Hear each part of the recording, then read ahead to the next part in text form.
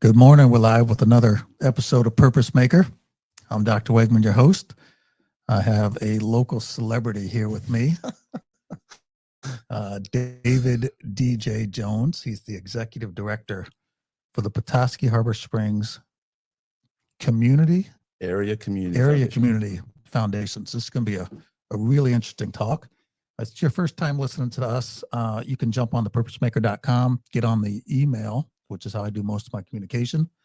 And second way I do it here is on the podcast. So if you follow us, you can find us on Apple, Spotify, YouTube. All right. So here's a little bit on DJ. We're going to dive into his life and some of the stuff he's doing, some of the big projects here in town. He's been with the Community Foundation since 2000. He served as a program officer from 2000 to 2009, and then stepped up to the executive director role in 2009. He's got a BA in International Studies from the University of South Carolina, so we're going to want to hear about that. Go Gamecocks. And in 2007, received his MBA from Lawrence Technical University through the North Central Michigan College. He's past president of Kiwanis Club, and he's also completed the Leadership Little Traverse program. He's got a wife and two daughters, and one that I know pretty well. Yeah, soccer players. That's the other thing on the resume there is the Petoskey Youth Soccer Association. We can talk about soccer coaching, get into that. We spend 2 hours on that topic. That's a good topic.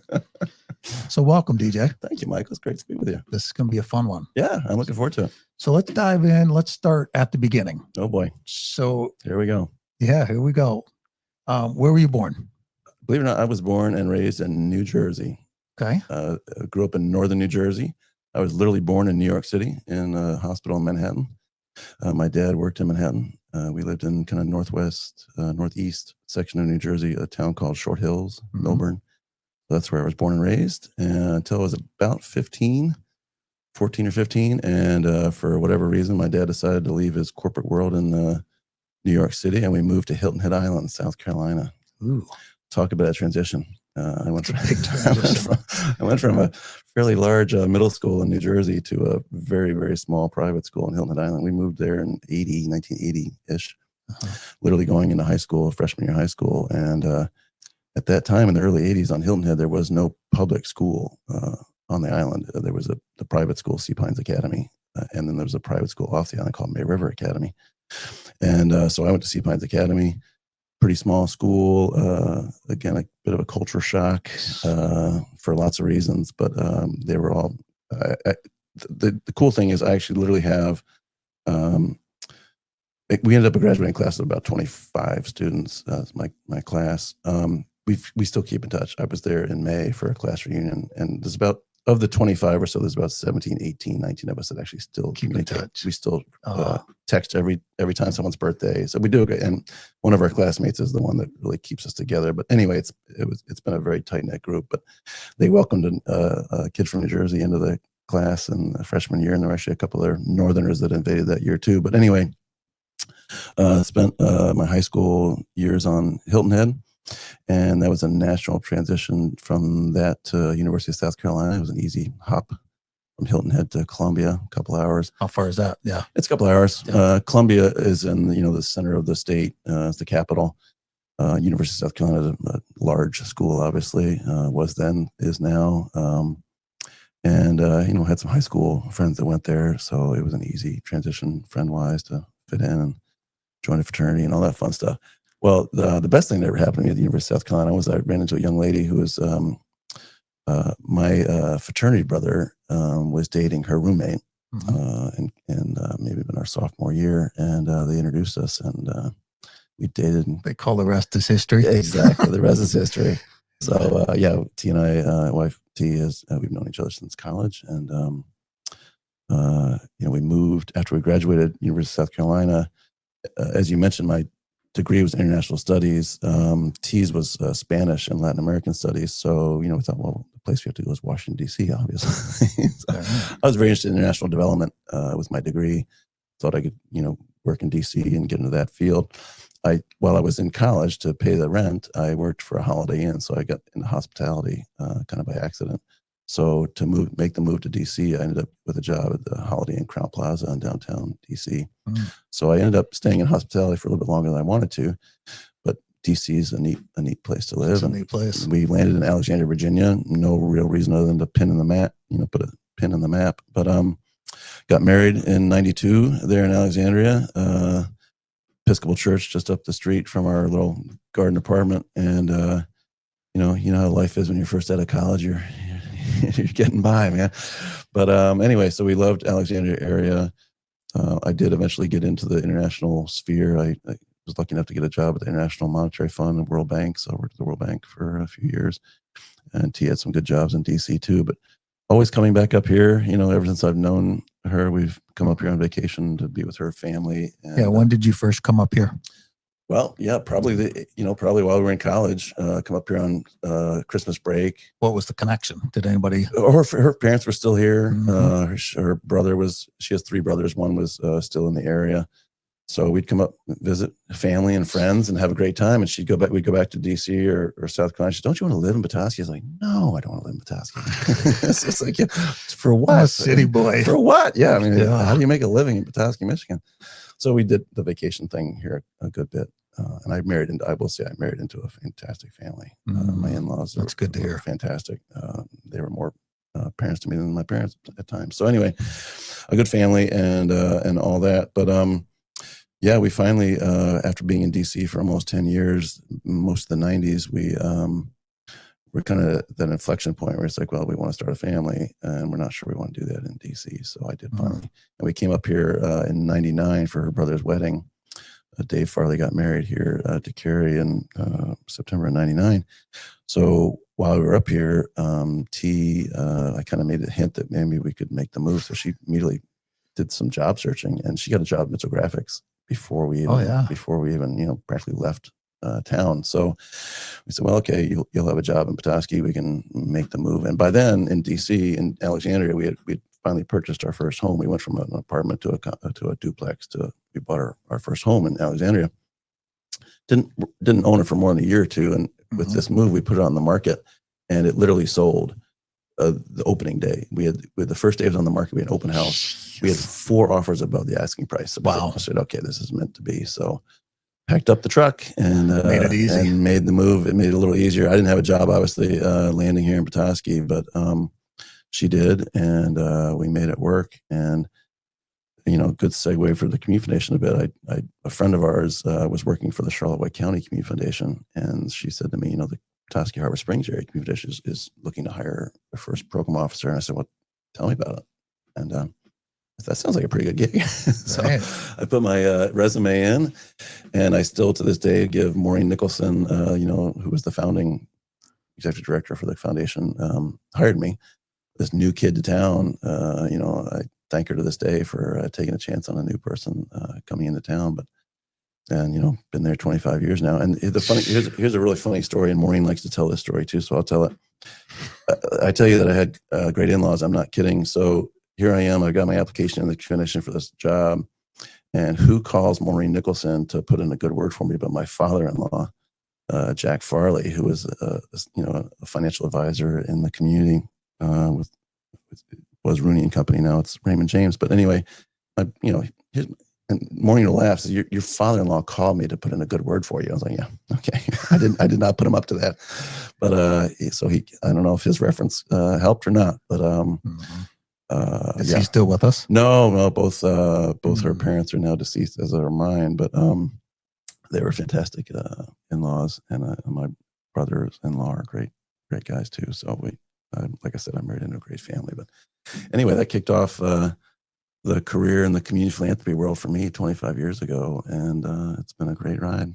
So how did the Community Foundation come to be? Like at some point it was created. Mm-hmm. Was it created with a large fund? Did someone say, hey, this community needs somebody to invest in it? How'd that start? Well, this is a neat story, and it's every community foundation is different in how they get started. Some get started with a large bequest or a large gift. Our community foundation started in kind of the early 90s, 90, 91, really just local people coming together. Ted Fry at the Fry Foundation knew about the model. So he's the one, really give him a lot of credit for bringing the idea to the community. He got Maureen involved and a few other local leaders involved. And they literally just kind of sat around a table. Jack Clark, who was a local attorney at the time, is now deceased, but Jack Clark was involved. What is it? Let's talk about it. And they decided, yeah, this is actually a really cool model. It's basically just local giving for local purpose, right? So with the Fry Foundation and a few other funders early on, they just went for it. But literally starting with $0. I mean, there wasn't like this big, huge grant or bequest. I think the bank balance in the early days was, a few $1,000. And the Fry Foundation and Ted Fry certainly provided a lot of funds up front, pass-through type funds so we could do some grant making. Because when you're early foundation, early endowment, you don't have a lot, right? So, and you want to get your name out there as a grant maker, you got to make grants. So some early seed money from Ted and the Fry Foundation really, really got us going to get some grants out the door and get our name out there. Is that called an endowment? We are all about endowment. Not all of our funds are endowed. But what is an endowment then? So yeah, an endowment is basically a permanent source of dollars. Kind of like a investment? Yep. It's invested. Most of our dollars are invested in the market. So we have an investment pool. But the game, I say the game behind managing an endowment fund is you don't want to touch the corpus, right? The gift amounts. The core money. You just want to live off what you earn on the dividends. It's kind of like your retirement plan, really, as an individual, but we don't have a retirement horizon. So we can withstand some of the market downturns a little bit more easily than an individual. But anyway, it's a permanent money. You want to only spend a certain amount off the endowment. For us, it's 5% of a 12-quarter rolling average. But so the numbers game is hopefully your investments are earning more than 5 or 6 or 8%. So the better your investors, the more you guys do. Yeah. I mean, and you want to be, the tricky part is you want to be good stewards of the money because these are the community dollars, right? Individuals have donated these dollars. So you don't want to be reckless with it, but you also want a return that beats 5, 6, 7%. So that no matter if the key to an endowment is even if you didn't ever receive another single gift into that endowment fund and you spent 5% of it on your grant making, it would still grow over time. You could still function. Even if you didn't get another gift into it. Yeah. Now, obviously, I tell people there's 2 ways that endowments grow. One is the market, and we have no control over that. And the other one is more gifts. Yeah. And we certainly have control over that. So that's the way endowments work in a nutshell. Do we have any other community foundations in Petoskey-Harbor Springs? No. Community foundations, by their definition, are geography based. So there's over 700 in the country. There's about 65 to 70 in the state of Michigan. In the state of Michigan, they pretty much use counties as our geography. So we cover Emmett County as our geography, more or less. And then the Charlevoix County Community Foundation is right next to us. That's Charlevoix. Started about the same time we did, actually. Some of the same kind of concepts. They're about the same size, same age. Their funds are a little different. But anyway, so that's Charlevoix County. And then you can kind of go around the state and see how they're set up. Obviously, you've got Detroit area, Community Foundation for Southeast Michigan, Detroit. They may cover 4 or 5 counties. Grand Traverse Regional Community Foundation out of Traverse City covers about 5 counties. But the majority of them are just cover 1 county. So then does the foundation have a hierarchy of things that they're interested in? Or does that kind of move based on what the need is for the community? It's the need in the community. I mean, that's what, we're obviously here to serve the community and the needs of the community. We know what some of the major needs are these days that are going to be around, have been around for a long time, probably will be around for a long time. But the beauty of a community foundation is, I think, that we don't just fund in one area. We don't just fund the arts. We don't just fund education. We don't just fund human services. You do it all. We do it all, yeah. Right? Some more than others. But if there's a need in the community, we certainly hope if we haven't learned about it, that someone would come to us and tell us about it, because we're certainly be interested in, potentially providing some grant dollars to go towards it. So our impact areas are the ones I mentioned, arts, education, health, human services, you name it. Community Foundation is going to try and help. Well, I've always heard and I've always said, the 2 things that build a community are education and healthcare. So those are 2 big ones. So obviously one of the topics that's really big today is the housing issue. And our area is going through, I don't know if it's is the word pronounced gentrification? Is that how you say it? I don't know if we're going through a full-blown process of that, because we are very resort style, so people aren't here all year. But what I read recently was the median home price in Emmett County shot up from 325,000 in 2020 Mhm. to 897,000 today. Mhm. How does that happen? Yeah. Well, there's a couple things I think. Part of it is supply and demand. I think the other stat, which I don't have on the tip of my tongue, Michael, but if you looked at it, are the building permits in Emmett County. If you go back 20 years, 15, 20 years, massive number of building permits in this community. And now it's, I think part of it was the '08 recession. We stopped building. A lot of builders went elsewhere. So we're just not building in this community like we used to, either homes or apartments. I mean, there's a gap, and the recent study that was done shows that we are missing in Emmett County anyway. We're short over 2,000 units of housing needed in this community For the whole. That's the gap for Emmett County, and of that, for the rental units, it's 865. We need 865 rental units to meet the demand in Emmett County. That's a lot. That's a lot. That's a And huge you can't amount. build that in a year. Yeah, right. No. So you got to start building. Obviously, it's a more complicated than just building. We've got a workforce issue. We've got a salary issue. You know, are people making what they should be making in this community? I think salaries are probably a little bit low. Mm-hmm. So you take into that, and it's just it's a recipe for disaster. For causing this problem. Yeah, it's a huge crisis. It's been a crisis for a while. It's been a problem for a while. My big mantra is we've talked it from a problem to a crisis because we just sit around conference tables for the last 10 years and talk about it. Now I think what the good news is, and you know, the Community Foundation will take some credit, but there's others involved. Now we're actually seeing some momentum. I mean, you got the Lofts at Lumber Square, you got the block down the street. Got Pine Pond. Yeah, Pine Pond is doing Ben great and I stuff. talked about Yeah, it. Yeah. a great project. Some things really coming along that are going to help fill that gap. We're not there yet, but it's progress. Well, let's talk about the big one that you're involved in. That's arguably one of the biggest projects going right now. Mm-hmm. So that's called the Loft at Lumber Square. Yep. So from my understanding, somebody tried to do the project, couldn't. I don't know if they couldn't secure the funding, whatever. Yep. Where did you guys come into the process, and then how much are you carrying for the whole thing? Yep. So this project goes back 5 or 6 years, and there's a developer that has a local connection and a connection out west. Han Development, HAAN Development. They want to do something in their own backyard because they have an office in Harbor Springs. So they identified that lot. It's at the corner of Emmett Street and Fulton Street in Petoskey. If folks know what the Gruler Farm Supply shop was, which is now not there, or not running anyway. It was Hanky Lumber is what most people refer to this lot. It used to be Hanky Lumber back in the day. It was a vacant lot. On Development went into a purchase agreement with Al Gruler to buy the lot to build the Lofts at Lumber Square, 60 units of affordable housing, contingent on them getting the tax credits from the state of Michigan. So the state of Michigan will dole out tax credits to developers to help get these projects done. Yeah, and make them affordable, right? Sure. So affordable. So unfortunately, they didn't get the tax credit from MSHDA, Michigan State Housing Development Authority, denied their application. The good news is they approved another one in town for that the tribe is doing near the Meyer.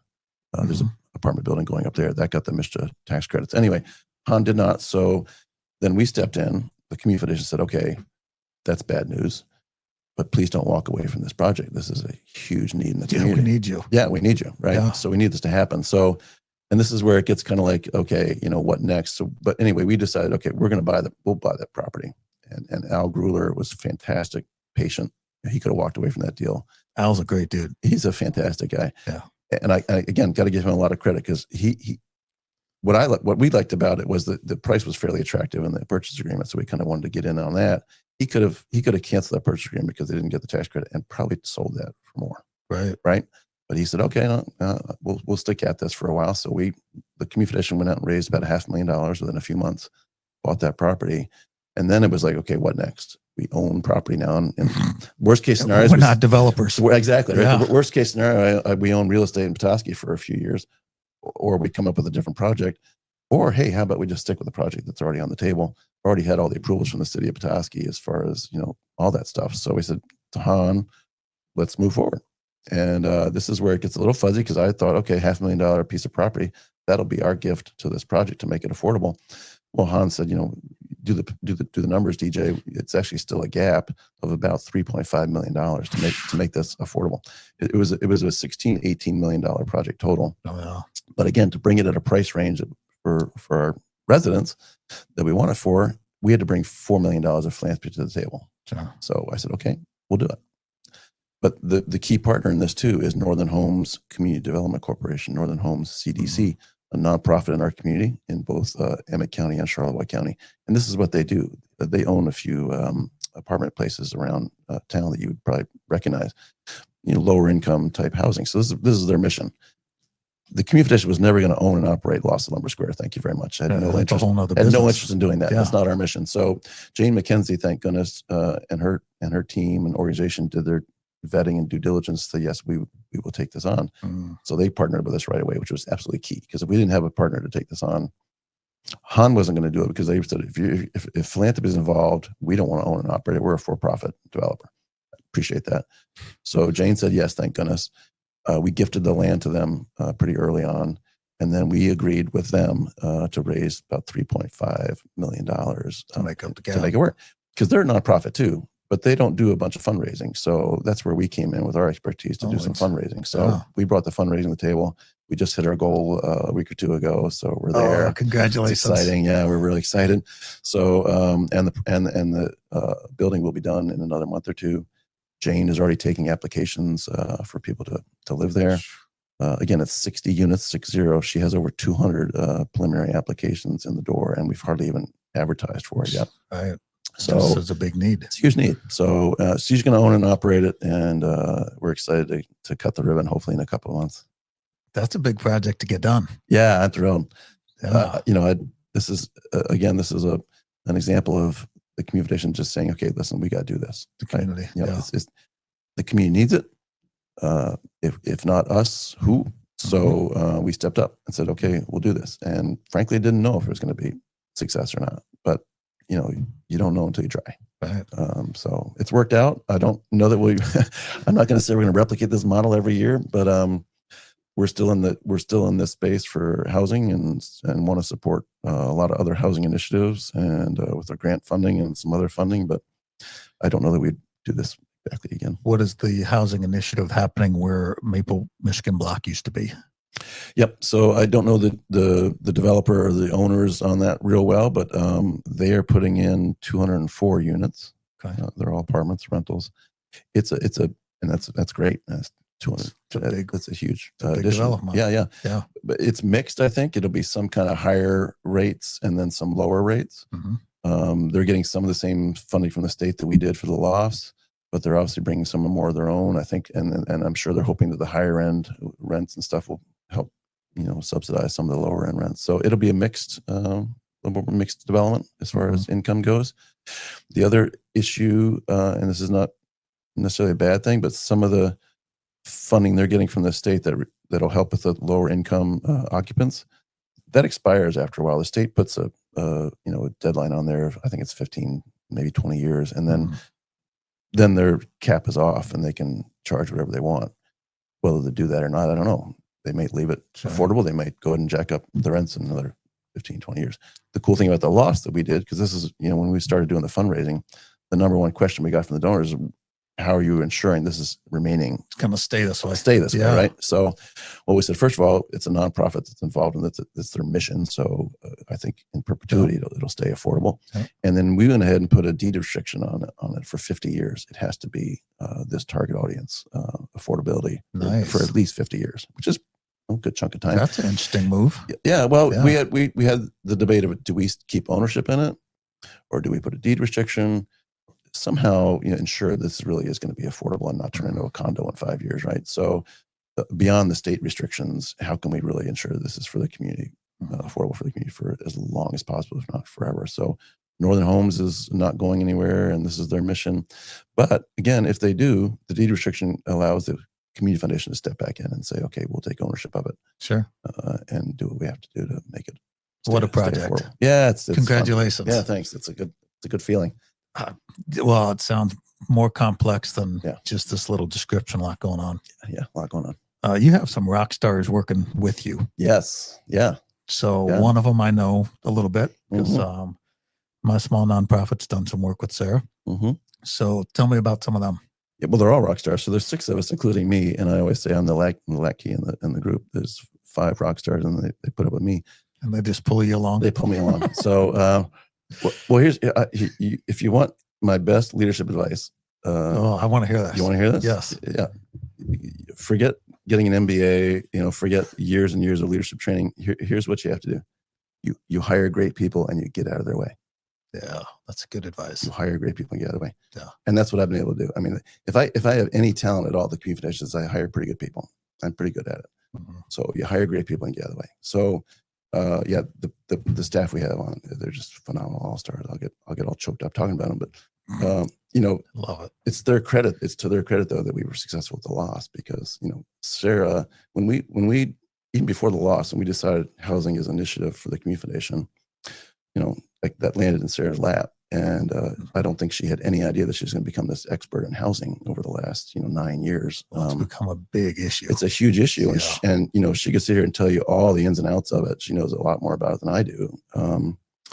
So to have the Lofts, to have her involved in the Lofts and the fundraising, she and I were kind of the two amigos on the fundraising scene to talk to donors about the donations and stuff, because I didn't want I can only go so far if I sit down across the table from you and say, hey, I'd like a 6-figure gift from you, but they're going to have some detailed questions. So I didn't want to talk to a big donor unless I had Sarah next to me, right? Because she's going to be able to tell you all the ins and outs of all this. She knows what's going on. And they want to know what the other housing issues are. And she's more in tune to all the other housing issues than I am. So anyway, great team. Liz Erlewine is Director of Communications and Donor Engagement. Started last year. She's been involved in the last bit of this fundraising piece as well. And just doing a great job in the past year. Jen Murphy is Director of Finance and Operations, hired her the same day we hired Liz. So Liz and Jen celebrated their 1-year anniversary a couple months ago, and Congratulations. Jen, yeah. And listen, I say this very humbly. If I didn't have a good director of finance, the foundation crumbles, because DJ is not a finance person. Right. Accounting's not my jam. So, and Jen's come in and just done a great job on the finance side of things. So she's been great. And then, so those are the directors. The org chart is DJ, and then the 3 directors, Jen, Sarah, and Liz. And then Jake Meyer works for also the community philanthropy section with Sarah. So Jake runs some of our grant making stuff, runs our scholarship program, and does a great job. Jake's fantastic. Nice. And then the newest member of the team that reports to Jen under the finance and operations is Bobby Yarger. Bobby, we hired just this spring. A slightly new position. It's database and operations. Mm-hmm. One thing we discovered over the last few years is our database was needed some TLC. In the nonprofit world, there's a few things that are more important than a database, an accurate database, right? Sure. So Bobby's come in and done a great job working with our database and getting that cleaned up. And Michael, I am so blessed. We just have such an all-star team. We really do. Some of these projects sound amazing. Yeah. So I know one of the organizations you guys help fund a little bit is Manna. Yeah. So how does that work? Manna provides a food pantry to the area, mm-hmm. and then you guys say, okay, we're going to help fund X amount of your budget per year because the need's high. Is that kind of how that works? Well, the way it works with any nonprofit in Emmett County, and I would suggest to the listeners here, if you are involved in a nonprofit or know of a nonprofit, either a volunteer or a staff person, please call the community foundation. I mean, this is what we do. We fund nonprofits in Emmett County. And sometimes people know a lot about us. A lot of the nonprofits do, but a lot don't. So, but really, the way we get funding to Manna, there's several different ways, but the key way is through our grant cycles, right? We have what we call a responsive grant cycle in the spring and the fall. Get the word out to all the local nonprofits. Hey, please contact us. Talk to our staff about your project. If it meets the criteria, eligibility stuff, then let's put in a grant application and get it in front of our staff and our committees. And vet them and hopefully, award some grants. Sure. So Manna certainly is a great grant partner of ours. They've come to us for all sorts of projects. They do great work. Manna's a big operation. Oh, they're a huge operation, and they're unfortunately growing, right? I mean, it's just the need is just so massive in this community for the food insecurity. And I'm sure Carrie told you this. I don't know the stats, but the stats that really bother me are the free and reduced lunch stats in the schools. For the schools. Yeah. If you look at those numbers, you think, oh, well, not in Petoskey or Harbor Springs, even in Petoskey-Harbor Springs, the percentage of kids that are on free and reduced lunch is frightening. Yes, it is. Absolutely frightening. And you get into Pellston and Lansing, forget it, almost all of them are. Yeah, she gave me a tour a couple of weeks ago, and then she was just mentioning some numbers. She said they serve 42,000 people per month in the Tri-County area. Mm-hmm. Yeah. That's a lot of people. A lot of people. And like you said, they're a food bank and a food pantry. So they're doing both. I mean, they're supplying other food pantries as a bank. Sure. And then they're supplying their own clients as a food pantry. So they're doing it all. And it's a great mission, and like I said, it's been a great grant partner of ours, and happy to do that. Are there any big challenges that you were able to overcome in the nonprofit world?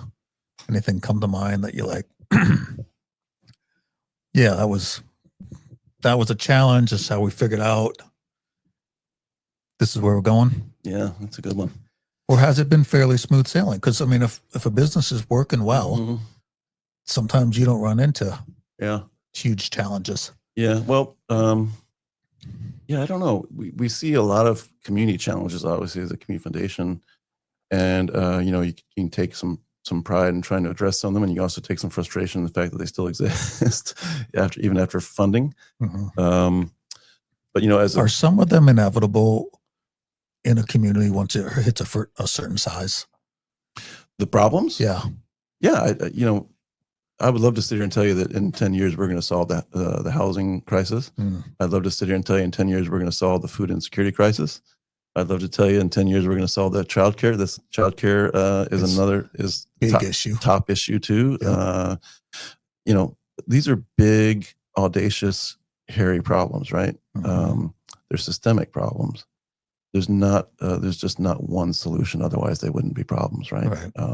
Housing, we'd already talked about. The childcare issue is not just we need to build more buildings for childcare units. It's a workforce issue. We're not paying people nearly enough to work in that field. The expense. I've had patients tell me that childcare is more than their mortgage. It is. Yeah. If you take into account the math doesn't math, right, when it comes to the childcare model, because it's just you got all the regulations you have to follow. I'm not saying they're bad regulations, but you have to follow them. They're onerous on anyone that runs a daycare. The ratios you have to staff the kids, especially at the infants, right? So it's just a model that it doesn't work. So we've been funding actually NCMC, the college. They have a childcare initiative that they're working on, and they're trying to fix that. How can you get employers to help put in something? How can you get philanthropy to put in something? How can you get the government to put in something? And the families too, right? Everyone's got to have a skin in the game, but you've got to come up with a different funding model that pays someone a living wage to work at a childcare, but the cost of childcare doesn't ruin the family. I can't pay for one or two kids in childcare. It's like you said, it's more than expensive. It eats up your family budget real quick. Yeah. So we used to call it the triangle of trouble. You had childcare, housing, and transportation. Those three items. Those three items on anyone's budget, it wipes out your budget. Well, transportation's big up here because we're kind of spread out and a little more rural. And we're one of the few counties in Michigan that does not provide public transportation. Emmett County does not provide any public transportation. And I'm not going to go there, but it's an issue in this community, like you said. And it all tracks together, right? Housing and childcare. So where you live matters, where your childcare location matters. You can say, oh, well, it's more affordable to live up in Pellston, and it is. But if you're living up in Pellston and working in Petoskey, you better have a good vehicle. Sure. And childcare somewhere in between or somewhere close. Otherwise, you're spending half your day driving around, which is a big challenge. And hopefully you've got a decent car, because the minute that car breaks down, anyway. Well, how does your faith play into some of the business decisions, or how you see the world, or how I see the world? Well, I mean, it's a big one. It's a big one. Yeah. I don't. It's funny. I'm not. I don't know how to say it. I don't have my faith on my sleeve. I'm not outwardly too vocal about it, but it's a huge part of my life. I didn't grow up in a church family. My parents didn't go to church. I think we probably try to go to Christmas or Easter occasionally. I almost think, as I look back on it, I almost think maybe part of it was my fault, because the couple of memories I have as a kid, I'll tell you, when we did go to church, they would try to get me into Sunday school, right? Well, Michael, I am the worst student on the planet. I didn't like school at all. Hated school. I probably had some sort of disability, frankly. I was just a terrible student all the way up through college, elementary school, hated school, right? So what does the church do? They call it Sunday school. So I'm like, school? I'm not going to school on Sunday. Yeah, so parents probably tried to drag me to church on a Sunday, and I said, I'm not having it. So maybe it's my fault they didn't go to church, but I didn't grow up going to church as a kid. It wasn't until high school where a friend of mine, we started going to the Baptist church on Hilton Head, and kind of got into it a little bit more. And then I give a little bit of credit to an uncle I had, my dad's brother, Reg. He was a devout Episcopalian, and I saw his faith and thought, that's pretty cool. So kind of poked around with the Episcopal Church. And as I said, when we moved to Alexandria, Virginia in the early 90s, we started going to the Episcopal Church there. And I just like the rhythm of the Episcopal Church, liturgy and all that. Some people joke about it being kind of Catholic light, but I like the vibe. So we've been pretty active in the Emmanuel Episcopal Church here in Petoskey for a long time. Got our girls involved, and I'm on the finance committee there right now. And anyway, to me, it's important. I do my prayers in the morning and read my Bible app, and as a routine. But routine. It kind of sets the tone for how you look at the world. Absolutely. Right. I mean, if we're called to take care of the needy, the underfed, the homeless, right? I mean, you just described all that stuff in the foundation's mission. Absolutely. Yeah. Yeah. So all connected. I like to think that you talk about faith or whatever.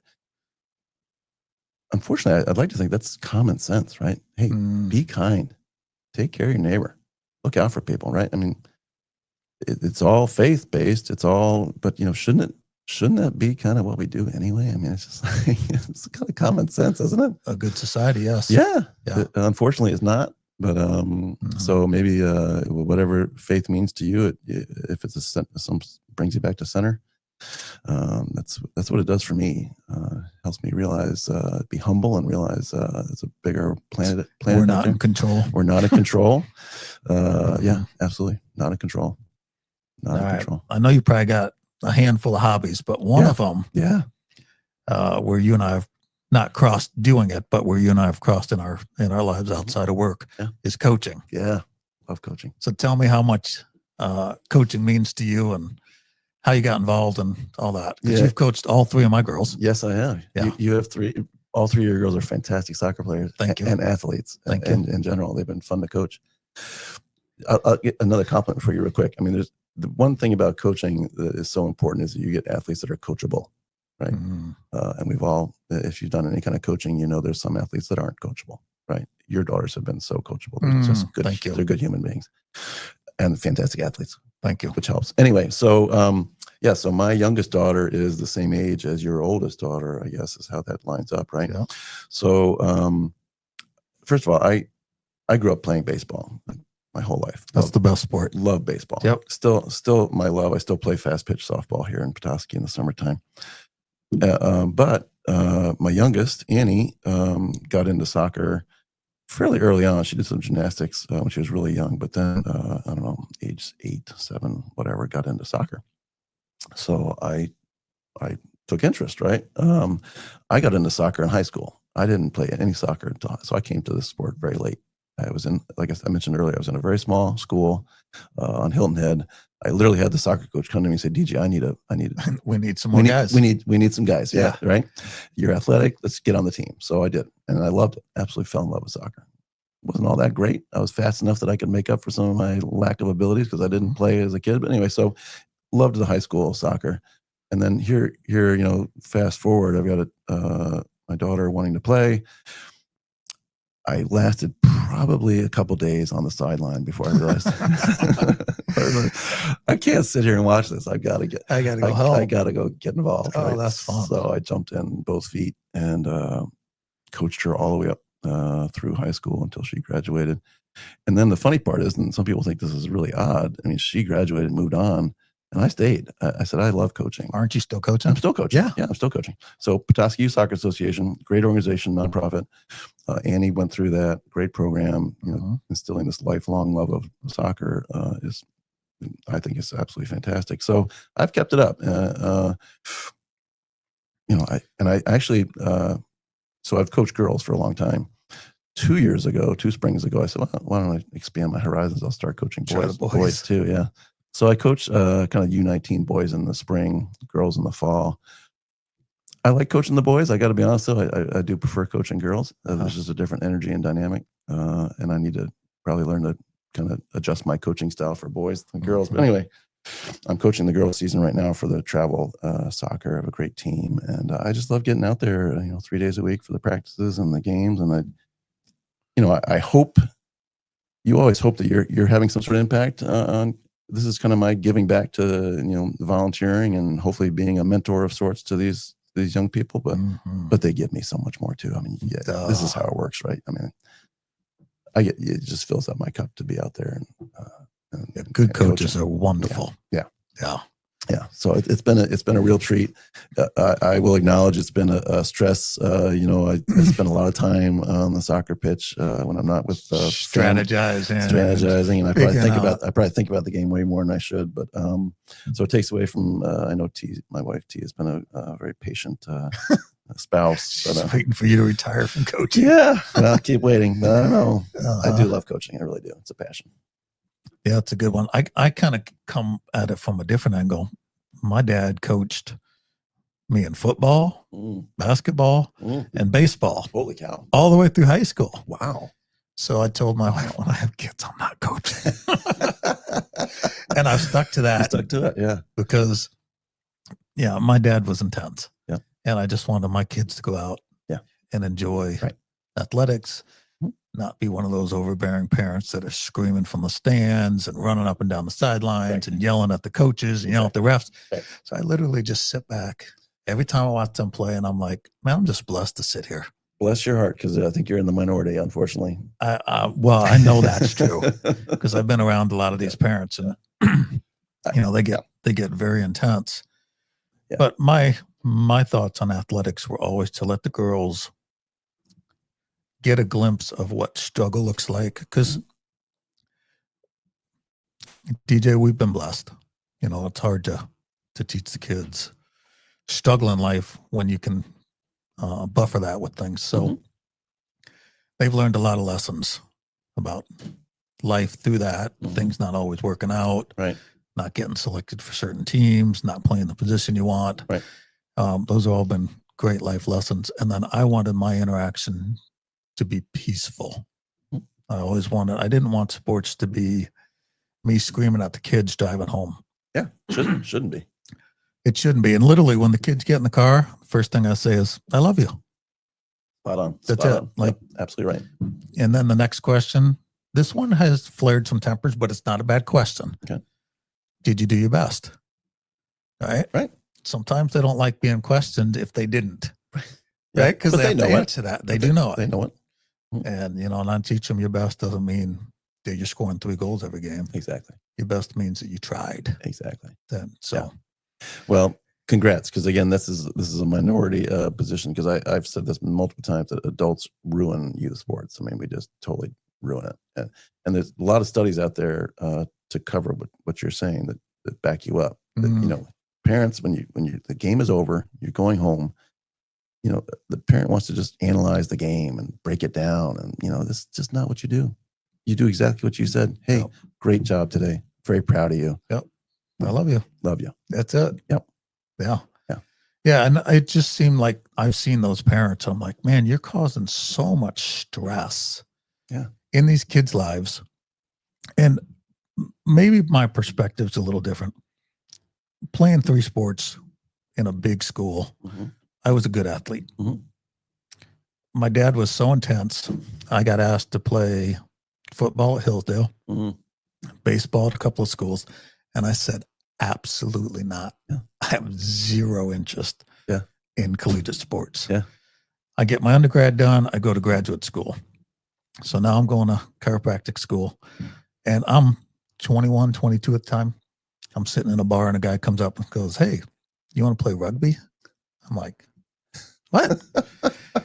I said, I think that sport's cool. I read about it in Sports Illustrated. That's funny. Right? Yeah. I'm like, I'll check it out. So this is a pretty interesting story. So I don't know much about the sport at that time. I get out there, and the way chiropractic school, they had an endowment. This is crazy. Yeah. They had a $40 million endowment just for rugby. Wow. So it wasn't, I was going to say rugby sounds like good job security for a chiropractor, frankly, but go ahead. well, it was an international recruiting tool Mm-hmm. to get athletes from around the world Okay. to come through chiropractic school. Oh. So I get asked to play that. I try out. They find out I'm very athletic. Long story short, I worked my way onto a scholarship. So it literally is paying for chiropractic education. That's crazy. My roommate was a former All Black under 19 New Zealand rugby. So I end up finding out this rugby team's amazing. We play all over the country and the budget's so big, we're flying. Wow. Like it's games in Texas, it's games in California, Pittsburgh. Wow. They just fly the whole rugby team. Wow. So, and this kind of dates me, but it does. I mean, if I give you the dates, 2002, we played in the national title. Seriously. I mean, this is how good this rugby team was. So it's just absolutely amazing. We had people from Canada, South Africa, New Zealand, Australia, and all of these guys were good when they were younger. So now we're in our mid 20s. They're still great athletes, but they all want to become chiropractors. This is crazy. Which is crazy to think about that. Yeah. So having that experience, I realized how athletic you have to be to make it to the next level. Absolutely.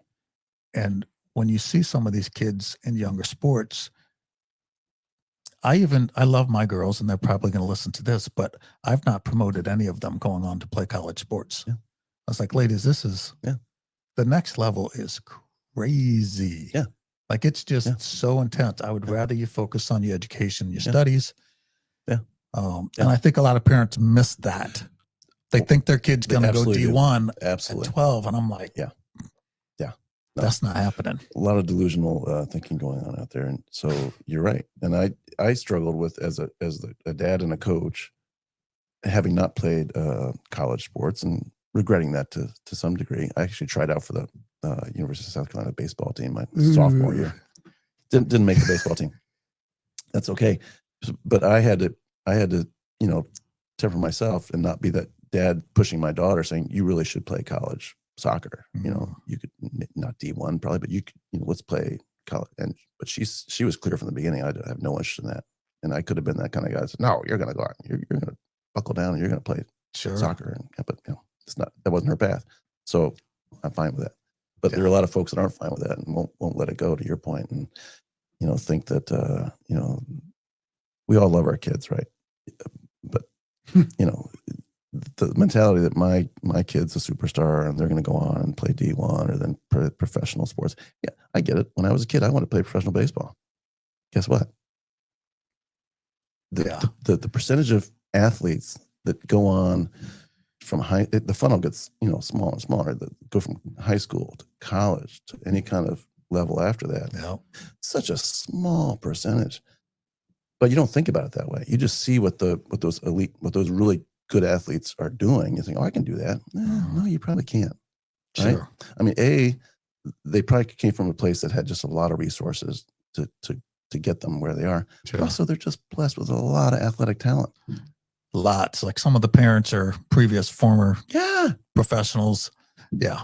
There's a lot of genetics. There's a lot of genetics and athletics going into that. And, I'm sorry, your kid is a good middle school, high school athlete. Great. Be happy with that. Mm-hmm. Be happy with that. Well, I hope some parents listen to this and they won't. It's okay. Well, I mean, the name of the podcast, Midlife Wisdom. Yes, you just gave us some of the best wisdom you could have for that one. Yeah. So, by the way, thanks for your definition of midlife. I think you said it's 35 to. Yeah. So I said 35 I'm feeling better. So the way I describe midlife is a lot of people think about it chronologically, right? So if I'm just going to do the math, I mean, life expectancy, 76 United States. So let's do 80. So if they say midlife's 40, that's not what I'm talking about. I'm talking about the middle part of your life and the amount of different things that happen from the young adult phase up until the nursing home. Right. That's the middle phase of your life. Yeah.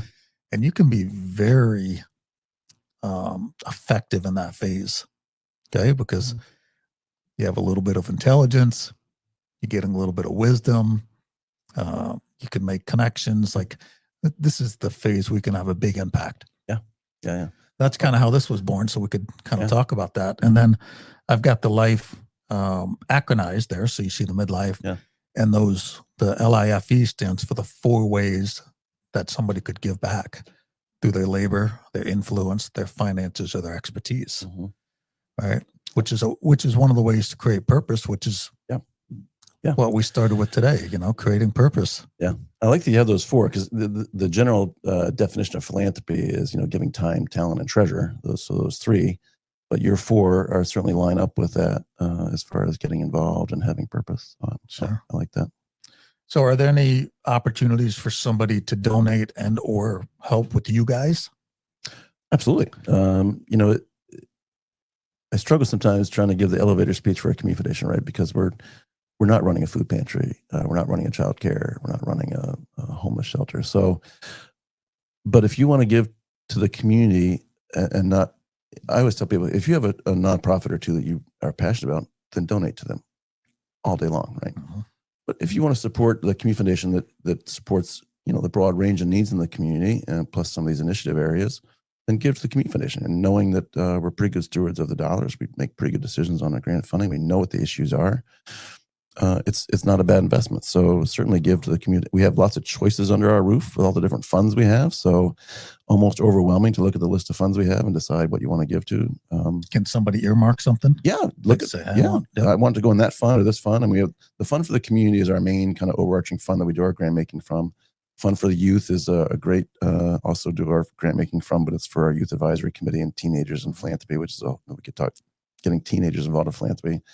We have over 20 teenagers on our youth advisory committee that are reading those grant proposals and making grant decisions, getting them involved in the community and making those. It's phenomenal. Yes. So Fund for Youth is a great fund, but we've got lots of funds. I mean, you name it. Look at our list. If you like the environment, we have the Little Traverse Bay Protection and Restoration Fund doing some great grant making to preserve Little Traverse Bay. So anyway, in some ways it's overwhelming, all the choices, but it's also a good thing to be able to have all those options. And do you have that list on the website? What's the website if somebody wants to visit you? It's our acronym, PHSACF, Petoskey-Harbor Springs Area Community Foundation, phsacf.org. Yeah. So, peruse our website. We've got lots of good information on there. Make a donation to a fund if you like. You can establish a charitable giving fund if you're so inclined. And I love talking to people about how they can create a fund and do their philanthropy through that. You guys manage a fund. So if a family says, hey, I want to put $3 million in, you guys can then help manage that fund. Yeah. So one of the most popular tools right now in philanthropy is a donor advised fund. That's what it's called. You can get them at Fidelity or Schwab or whatever, but I'm a little biased towards community foundations. So you can create a donor advised fund at a community foundation, our community foundation, and then you give to it, you get the tax deduction, but then you retain the ability to recommend grants out of it for for causes that you care about, nonprofits you care about. I say it's an alternative to creating your own private foundation, which is a headache and it's just a big deal. Administrative nightmare. Yeah. So create a fund at the foundation. We do all the paperwork, do all the accounting. You just have the fun of putting money into it and granting money out of it, and we cut the checks for you. So really neat tool. We have over 90 of them now under our roof. And awesome. They're fun. They're fun people to work with and help them with their philanthropy. And so of those 90 funds, those people get to control where their money goes?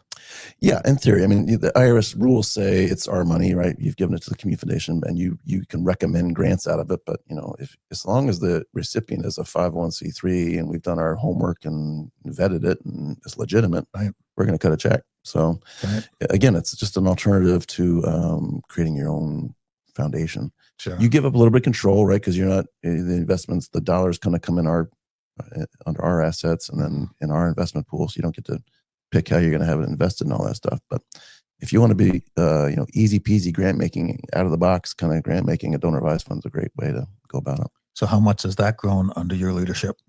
Donor advised funds? Yeah. So you said you have 90 now. Yeah. Oh man. What was in 2009 when you started? How many were there? That's a great question. I don't know the number of donor advised funds we had, but our assets in 2009 were, probably along the lines of 17 million or so, and we're up to 62 million now. So 62 million yeah, is under control. yeah, yeah. So it's a big number. That's a big number. It's a big number anyway, but it's a big number when you think about Emmett County. I mean, we cover Emmett County, and to have a community foundation in the community that has $62 million in assets for a community this size, and that's for community good. Yeah, That's that's a good thing. Well, and it goes back to the founding and why it was such a good idea to begin with. Oh. Proven itself, obviously, to be a good model, and it's only going to continue to grow. Well, hopefully somebody listens to this and we add to that 90. Yeah, that'd be nice. Yeah, we do a lot of neat things, but this community is the nice community is, I think, again, biased view here, because of the nonprofit sector that we have in this community. I mean, we could sit here and spend all day listing all the great nonprofits in this community. Some of them you know about, some you don't. But the quality of life in this community is I think, directly related to the nonprofit sector that we have. And the foundation is certainly just honored to be able to provide, be the conduit between people that want to support. We connect donors with community needs is what we do. So to be that conduit for that kind of philanthropy is it's a huge honor and privilege. Yep. Well, thank you. Thank you. There's a lot of stuff going on. Yeah. Do you have any parting wisdom? Anything you want to leave us with? I don't think so. I tell folks, if you want to get involved in the community, want to learn more about the community, give me a call. I'm happy to talk to people about, how they can get engaged. We have a great retirement folks up here that have had great careers, have a lot of great knowledge, but maybe want to get on the board of a nonprofit, maybe want to volunteer at some nonprofits, but they may not know what that is. Give me a call. I'm happy to have coffee with folks. Yeah, one of the ways to give back to your expertise. Yeah. There's a lot of that. Yeah, I love connecting people with what their passions are. So happy to do that. Well, I got to thank you. I do have one more thing before we sign off. All right. I like giving everybody a little present. Oh, sweet. Look at you. You're in the coffee business. Look at that. So that's kind of just a novelty gift. It is organic. All right. And it is a private label called Purpose Maker. So it matches the podcast. I love it. It's good coffee. Yeah. Well, I'm sitting here drinking coffee while we're talking, man. I know. I'm a coffee drinker. Thank you. That's great. Yeah. It's been a little fun side project I have there. Well, thank you, honestly, for the invitation, but thank you for what you're doing. Having these conversations with people is important. These are good conversations. Yeah. So I appreciate your time on here. Yeah. For everybody listening today, thank you so much for listening. If you want to get in touch with DJ, Petoskey-Harbor Springs Community Area Foundation. Petoskey-Harbor Springs Area Community Foundation. You can find it there. And then don't forget to get on the purposemaker.com, get signed up for the newsletter, and you have a good rest of your weekend. Thank you.